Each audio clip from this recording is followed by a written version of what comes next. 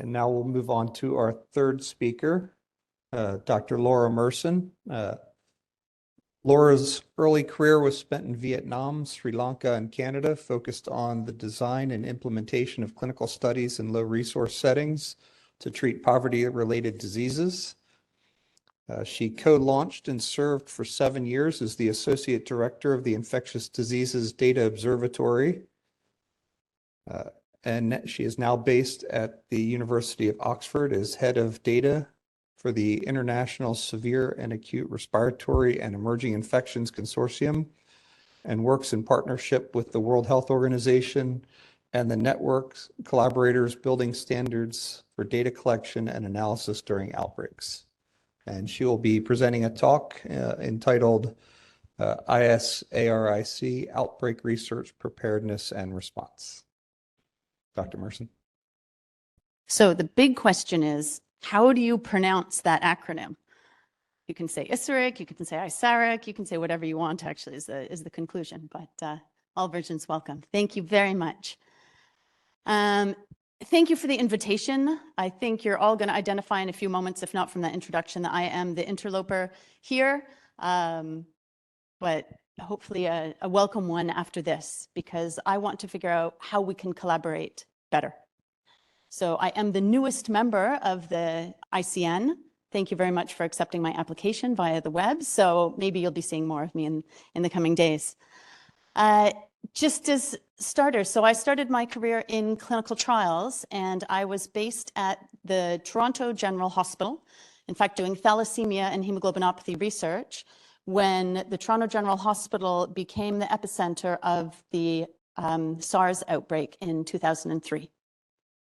And it was one of my research nurses who was moonlighting as an ER nurse who became patient number 9 of that SARS outbreak.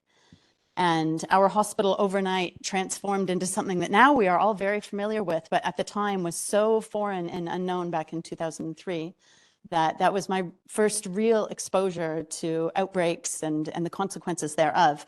But the real wake-up call was that as a global research community, or even as a Toronto-based research community, we were completely unprepared for that and how to respond to that and how to be able to do research within the context of that outbreak. And so I took that experience with me and later moved to Vietnam and became the head of the clinical trials unit for Oxford in Vietnam. And it was my first day on the job, which was the 1st of June, 2009, when Vietnam had its first case of H1N1. And my hospital, which was the Hospital for Tropical Diseases in Saigon, became the quarantine center for all of the H1N1 cases. And my boss, my new boss, came to me on my first day of work and said, okay, we need to start a research study today.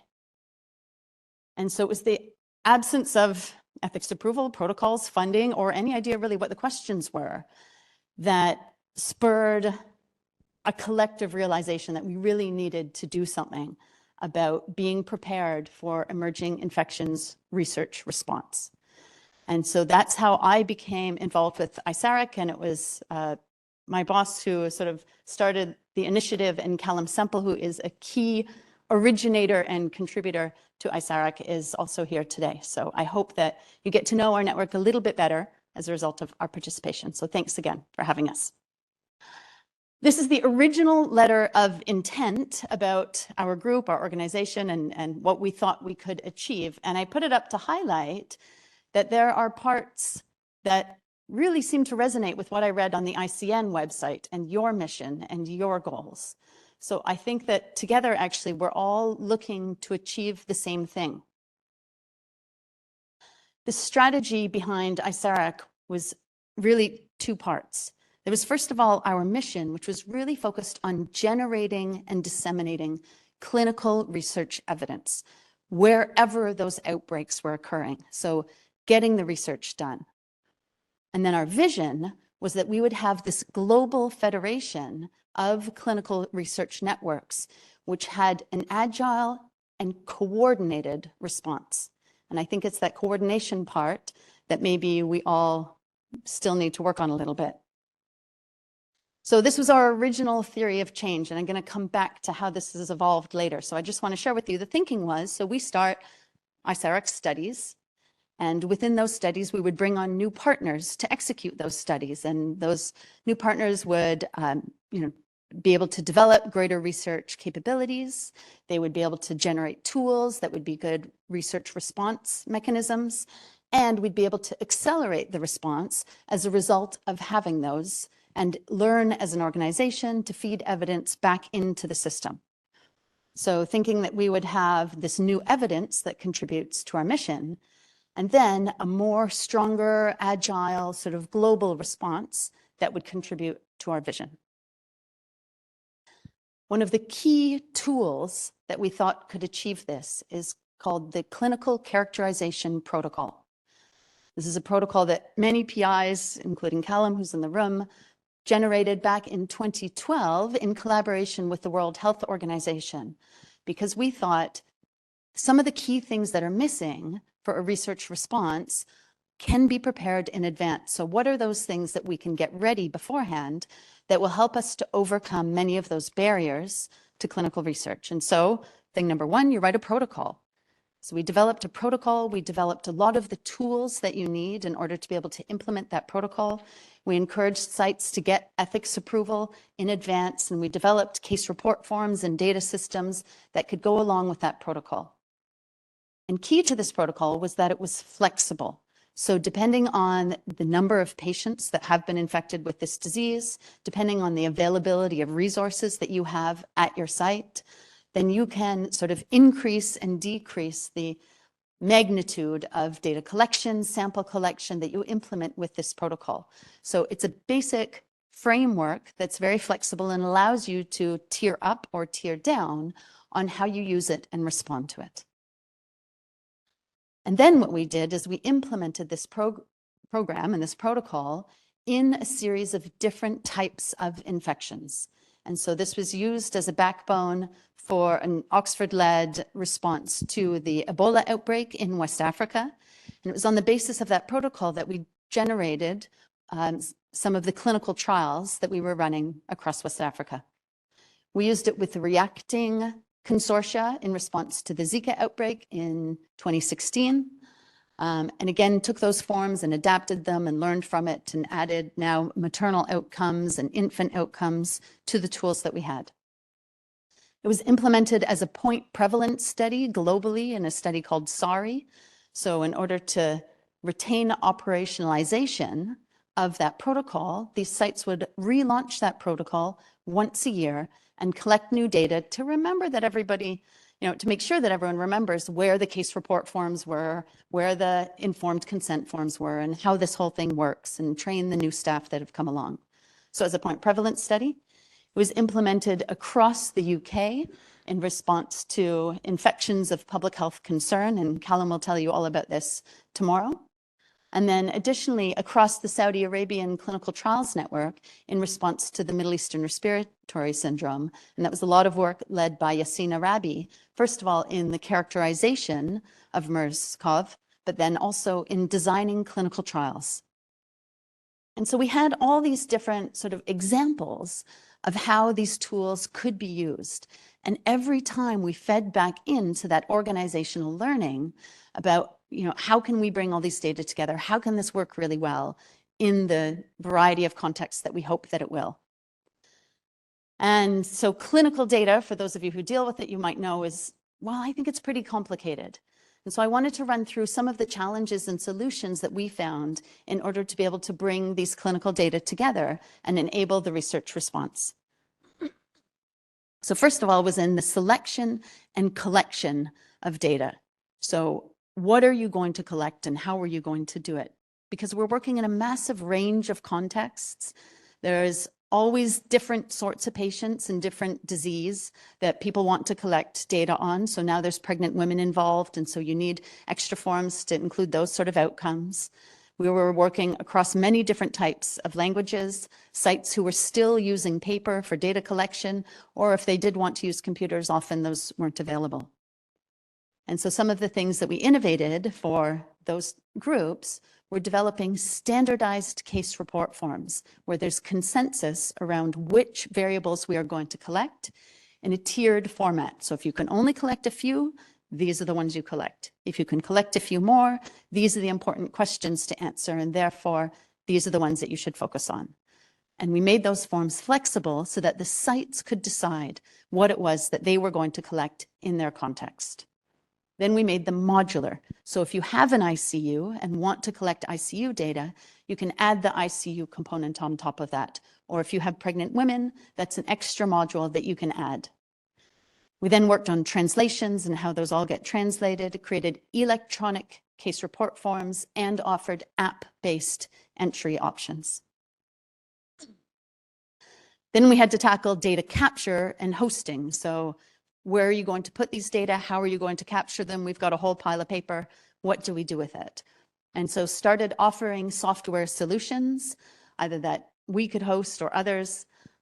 People were struggling with storage. But where do we put it? Where, if we don't have the service for it, there's a lot of security concerns, and this type of data can be very sensitive. And not everyone has the data security frameworks to be able to manage what is often sort of higher class data with respect to government dissemination of that information. And then there were also challenges, of course, in having ethics approvals to collect this and to be able to use it in such a variety of ways to make it most impactful. And then having a legal framework so those data can be shared. So what we did to help tackle this is our colleagues decided that they liked REDCap the best, which is a simple data capture system, very intuitive. So we developed REDCap databases, both hosted within Oxford if you want to use ours, but also gave people the tools, showed them how to install it on their own servers, sent them the XML so they can upload the REDCap database right away, and they can do it to really ideally decentralize how we collect data. We offered hosting solutions if people couldn't store the data, and we created data security frameworks and then shared those with people to train them about how data needed to be protected from a sort of technical standpoint. We then wrote templates and supported sites to get ethics approval for this protocol in advance, and developed contracts and flexible data sharing agreements so that if sites wanted to share the data, they could. Next was the curation. So even though we, of course, had developed the perfect case report form, not everybody used it. And so different sites are collecting whatever data they wanted to collect on their own forms within their data systems, and then later sending us the data so that we could, aggregate it together with the set. So getting all those data together was a challenge because they were using different schema, they were using different definitions. I mean, really, what is severe liver disease? And of course, that also came in many different languages. So what we decided to do was set up a pipeline to map these data to a standardized data model. Now, we chose CDISC SDTM. We can debate whether or not that was the right choice, and we rethink that often, but that's a clinical data standard that's often used in clinical trials. So we map all the data that comes in to a single unified standard so that when you want to use those data, it's all in one format. And we've done the back end work only one time, so that everybody who reuses the data doesn't have to redo and redo that. And then we wrote codes that we can combine the units. We looked at translation for all of those and looked to standardized definitions across the different groups. So access to the data and generating evidence, of course, is a very urgent need for all this information, but there's different opinions and approvals about what you are allowed to do with all of these data. And of course, there is GDPR, which is just sort of the worst example of the data protection regulations that we had to manage and deal with. In order to address those, I'll show you an instance in a moment about what we did with COVID about the weekly reports. So found ways to report aggregate data on a very regular basis so that sites and investigators were getting constant feedback about the data that was coming in. And then we gave lots of options for data access. We had trusted research environments. We had contracts that were set up. And in fact, we made a whole lot of people around the world Oxford University employees for the purpose of encompassing them within our data governance mechanism. So we just found solutions that were able to cover different contexts. And then making sure that we enabled equity and participation from low and middle income countries. So there were limited resources for collection and analysis, and we decided to address this by making sure that we had, for example, statistical resources available that could support investigators in LMICs to do the analyses they wanted with their data and with the global data. So that's what we were working on when SARS-CoV-2 emerged, and we took all of this learning and all of these systems and brought them together into what was our COVID response. So something that I think worked quite well is that because we had these forms that were developed and tested for Middle Eastern respiratory syndrome, for example, we had something that could be taken very quickly, iterated for what we knew and didn't know at the time about SARS-CoV-2, and make those forms available. So a lot of the early publications that came out on COVID-19 cite and use the ISARIC case report forms. Another was all the work that we had done building infrastructure and foundations for clinical trials was also well leveraged. So if you're familiar with the REMAP-CAP trial, which was one of the larger international trials during COVID, that was an ISARIC original product, if you will, and it was 10 years ago that that started to be worked on, and it was called the GACT-SARI project at the time. I think REMAP-CAP is maybe a slightly better name now, but its origins came in that ISARIC group and in finding solutions and spending a decade developing those solutions. Then when our colleagues in China called us and said they wanted to execute a clinical trial, this was in January 2000, we pulled in colleagues from Saudi Arabia, Yassin Arabi and his miracle trial that he had done on MERS-CoV, and helped to put people together. And it was that Saudi MERS work that informed the design, both of the very first Chinese clinical trial for COVID-19 and also for the recovery trial, which was run by Peter Horby across the UK, and then I think 9 other countries now, and has generated a vast amount of evidence on COVID-19. And lastly, this standard framework was the foundation for the ISARIC 4C studies and the genomic studies, which Callum will tell you more about tomorrow. So in order to get the evidence out there, what we did is we reported it both on a publicly available report and also on a dashboard, because if you can remember what seems like 10 years ago, but back to January 2020, February 2020, March 2020, nobody knew anything, and only a fraction of the countries in the world had even reported cases at that point. And so what we did was aggregate the data that was coming in from very hardworking and willing partners together to produce the global evidence and make that all available to other countries so they knew what to expect, so they could understand the resources that they were going to have to prepare for when this disease inevitably hit their countries. And so, for example, we got a lot of phone calls from individuals designing clinical trials. They wanted to know what the event rates were in certain populations so they could determine their inclusion-exclusion criteria, or so that they could understand what they think maybe their sample size would need to be. Our reports were often cited within FDA submissions for the vaccines and therapeutics that were being submitted, and we only know because they had to write us to ask permission every time. And so, so we were informing very much the global research response by aggregating the collection of data. And lastly, because we had some of this early evidence in the time, if we can remember it, before diagnostics were widely available in a lot of our partners, we could report to them what the case definitions were or were not identifying, and which populations were being missed by the case definitions that are out there, and therefore what the doctors should be looking for in the absence of RDTs in order to identify SARS-CoV-2 cases. So what did we end up with? We ended up with a global database that now has nearly 1 million patients, and we have stopped aggregating this at that point because I think our real specialty is the beginning of outbreaks. But a global database with nearly 1 million patients across 76 countries and 1,800 sites. I'm sorry to say that Slovenia is not currently included, but I hope that we will change that for the next one. So from that data that's been collected, we've generated 19 of those clinical reports that were very frequent at the beginning and then slowed as they were less relevant. More than 180 manuscripts, much of which has come from the ISARIC 4C network, created clinical dashboards, and we had more than 2,500 people around the world who were collecting data and contributing to this effort. So just a couple of the challenges that we faced with this global platform was, first of all, attribution. So there's 2,500 people working very hard. Well, I'm sure there's many more than that, but we knew about 2,500 of them working very hard to collect all of these data. What's going to keep them motivated to be able to contribute to this? And what we don't want is Oxford generating a whole lot of publications that the effort from which has generated around the world.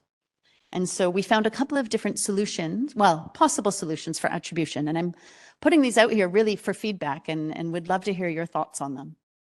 But number one, and I don't know why you can't see that, but what that is a Lancet paper, which shows that we have used a group authorship for the paper, but then cited within the authors are anyone whose data has contributed to that paper.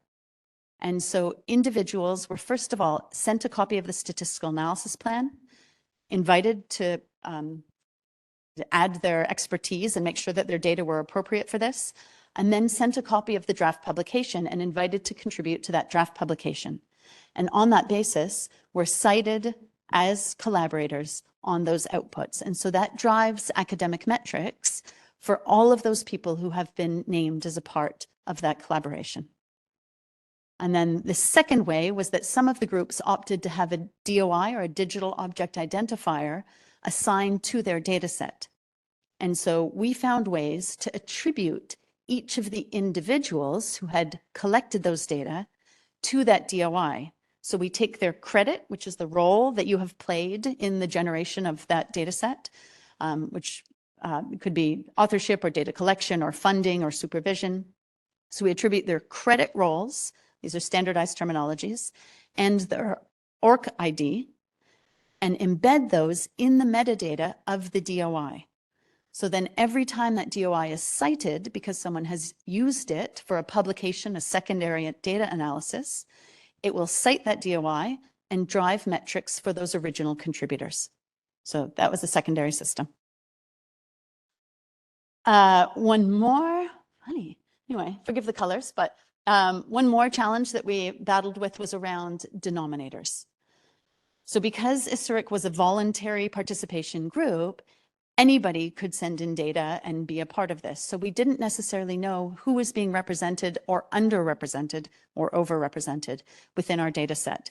And so we created a partnership with Global.Health, which is a data group who aggregate and standardize the world's epidemiological data on outbreaks. And so they have all the epi line lists from all the public health agencies that they bring together to report.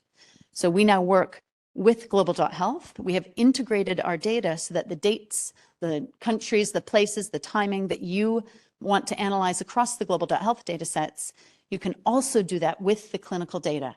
And so we've made interoperable data for analyses, which has been helpful. Now we can use the population level variant data in order to understand the clinical data that we're seeing from the hospitals.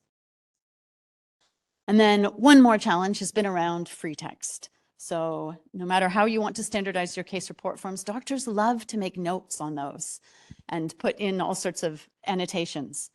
And so we've developed named entity recognition models that go into this free text and understand what of that free text is a treatment, what is a problem, and what is a test, and then takes a pattern-based model to match that up to UMLS coding. UMLS is the Universal Medical Language something. It brings together all the different standards for biomedical data, so you can understand what those things are, and we've now mapped these to ICD-10 codes or SNOMED codes, so that whatever people are scribbling, we can start to understand. Because what's most interesting, of course, is what's not on our case report form. And so loss of smell and loss of taste, that was not on our case report form from the beginning. That's what people started to write into the free text notes. And so it's only by identifying those things that are the anomalies that you can respond to them and add them so that you start to get denominator data on those sorts of things. And Callum is smiling because I've included in this, about halfway down, POTUS until 2 years ago. And Callum called me. I was in Italy on holiday about a month ago, and Callum called me because I'd asked him for permission to make some of these data open. And he said, the President of the United States is included in the data set, and we're about to make this openly available. This is maybe not a good idea. Turns out that POTUS is actually Italian for alcoholism. And so we sorted that actually wasn't Donald Trump in the end, but just goes to show some of the challenges of data privacy. Just a really quick note to say that we do work on other things. So when you're trying to think of how to collaborate with us, please know that we've worked on Ebola, and now colleagues are writing with WHO a platform filovirus trial. So Miles and I were talking about Marburg last night, Ebola, that we'll be involved with going forward. We've done quite a bit of work on plague, and we have a clinical trial running in Madagascar right now. We've done lots of work on Lassa fever, and then also on Mpox. And just a few words about our Mpox response. So we have an expanded access program we've been running in the Central African Republic since 2019. And then, of course, when the European outbreak started, starting from the bottom up, Callum's clinical characterization protocol, which was already running, collected data on some of the first cases within the UK. We're also running an observational study across Europe that's called Mosaic, and a clinical trial across the UK, which is called Platinum. So being able to bring all of those data together in one place and have standardized ways that we're collecting all those data, I think goes to the power of platforms. So very quickly, because I suspect John's going to nod at me soon, I want to just highlight a few lessons from COVID-19 that I hope that will inform our evolved collaboration model. So first of all, we know that clinical trial excellence has big benefits. This is a recovery trial, which was a massive clinical trial, recruited, I think, 48,000 patients now, and has driven a vast amount of evidence on the treatment of COVID-19. So good trials give good evidence.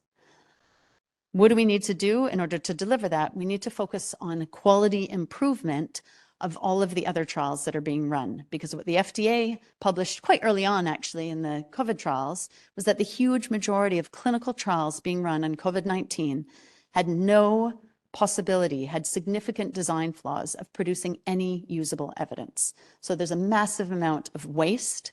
There's a massive amount of patients being put at risk for no clinical or policy benefit whatsoever. And so we need to avoid that insofar as possible by focusing on quality improvement. Next, we know that speed is essential. So the recovery trial was recruiting patients 9 days after the funding was announced from the donors. And in 90 days, they had their first answer of what drug works and what does not. Well, what works is, of course, dexamethasone, that they determined within 90 days that was an effective treatment, very effective treatment in certain patients, immediately changing clinical practice around the world. And then within 100 days, they had 3 different answers on different interventions. And so we need to be able to do research quickly. And to do that, we need to simplify the way that we do research and be prepared. Next, we know that scale is essential. So we need to work together and reduce the fragmentation of clinical trials in the global landscape, because having scale allows us to confirm results, allows us to look at subpopulations, and allows us to have much more impact in our research. So the better we can collaborate, the better we can put the best ideas forward for a collective response. And in order to do that, to scale, of course, you need to simplify the trials by better designs and create the infrastructure and systems so that you can launch those rapidly. Next, we know that low middle income countries are disadvantaged with respect to their ability to launch trials rapidly. That is not for a lack of ideas or expertise. There's amazing clinicians. I think what they're lacking is the clinical trials infrastructure, is the clinical trials units that have the operational, regulatory, legal experience in order to be able to set up good quality trials. Great ideas are sometimes not delivered on because they're not operationalized accurately. And so we really want to focus on building up CTU capabilities and that sort of infrastructure that supports good clinical trials. And we want to do these with a focus on low and middle income countries. Lastly, Trust and confidence is absolutely essential. I mentioned we worked for 10 years on that remap CAP study, mostly colleagues, not myself.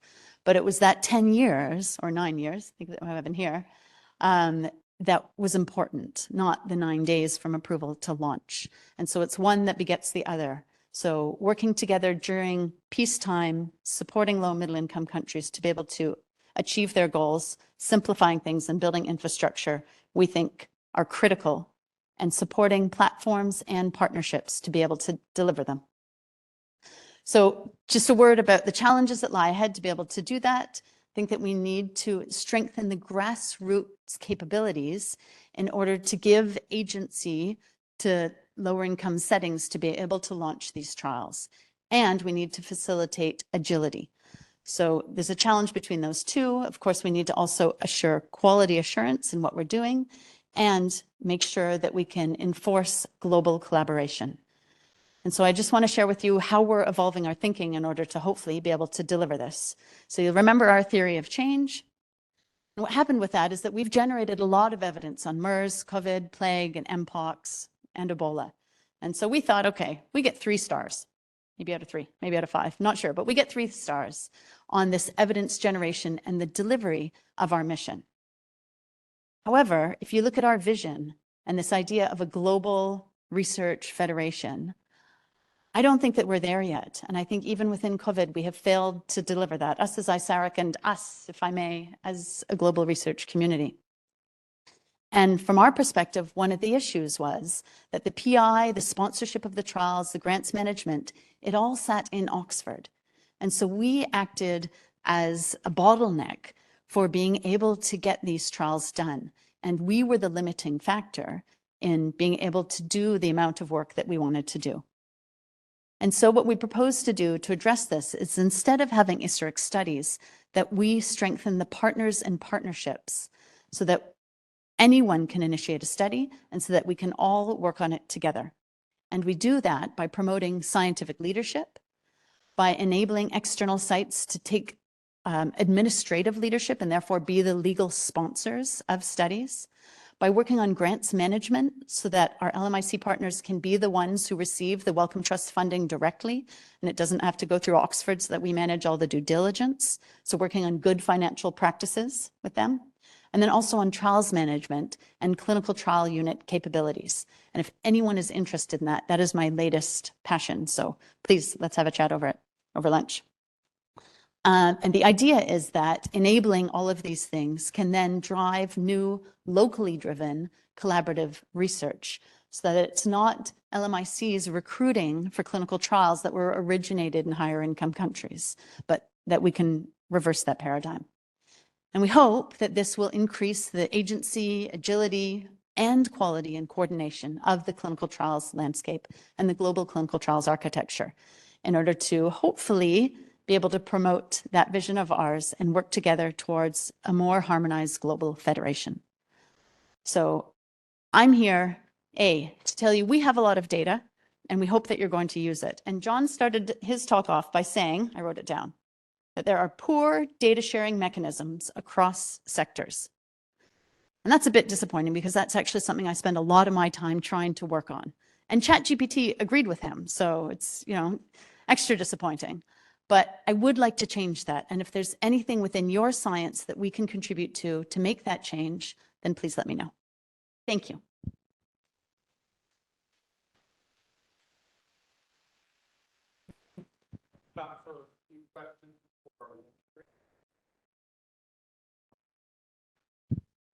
Now I've stolen the microphone, so.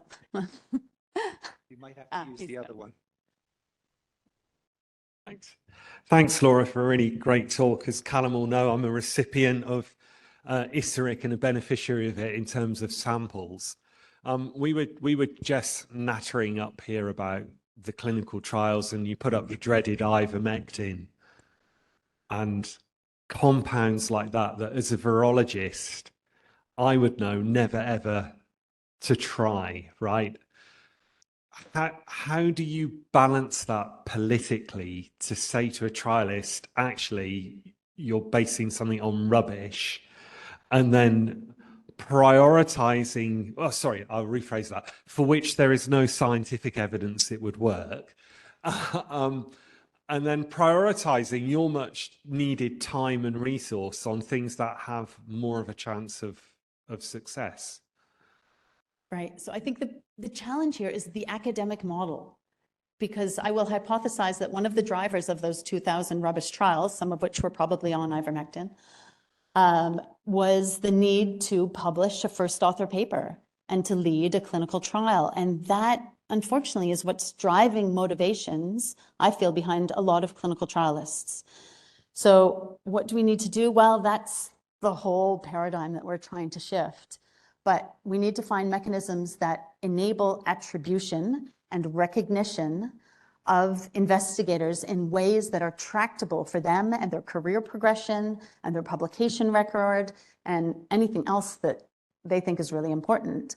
But ultimately, if they're generating really good trials that change, well, that are successful and change policy or give very strong answers about what does not work, then we hope that the patient outcomes will be the core source of that motivation. But our thinking is that we get people working with us from the beginning, that we take a step back and empower local investigators to be the ones who are driving the ideas, but then make sure that we can strengthen that collaboration so that we together as a global community agree what the priorities are and focus global resources on those priorities. Now, that's an idealistic answer, I recognize, to your question, but that's our current model, and that's what we're aiming for. Suggestions from others are very welcome.